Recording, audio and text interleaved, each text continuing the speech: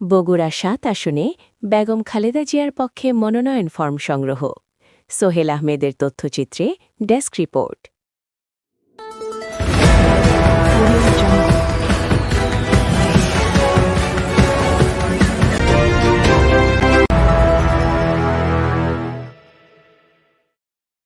ত্রয়োদশ জাতীয় সংসদ নির্বাচন উপলক্ষে ৪২ বগুড়া ৭, গাবতলী ও শাহজাহানপুর আসনে বিএনপি মনোনীত সংসদ সদস্য প্রার্থী, বিএনপির চেয়ারপারসন ও সাবেক প্রধানমন্ত্রী বেগম খালেদা জিয়ার পক্ষে মনোনয়ন ফরম সংগ্রহ করা হয়েছে।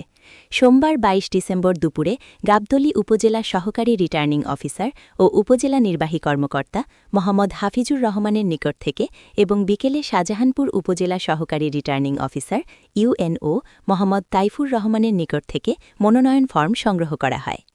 গাবতলী ও শাহজাহানপুর উপজেলার শহীদ মিনার চত্বরে দোয়া মোনাজাত শেষে মনোনয়ন ফরম সংগ্রহ করেন বিএনপির চেয়ারপারসনের উপদেষ্টা, বগুড়া ৭ এলাকায় বেগম খালেদা জিয়ার নির্বাচন পরিচালনা কমিটির সমন্বয়কারী ও সাবেক এমপি মোহাম্মদ হেলালুজ্জামান তালুকদার লালু।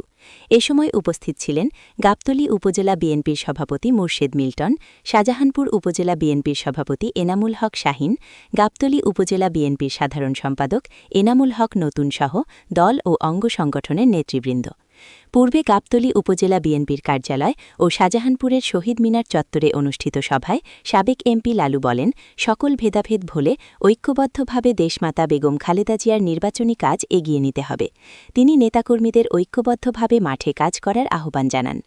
শেষে বেগম খালেদা জিয়ার সুস্থতা কামনা করে দোয়া মোনাজাত করা হয়। মনোনয়ন ফরম সংগ্রহকে কেন্দ্র করে স্থানীয় বিএনপি নেতৃবৃন্দের মধ্যে ব্যাপক উৎসাহ উদ্দীপনা লক্ষ্য করা গেছে। চলন বিলের সময়ের প্রতিচ্ছবি।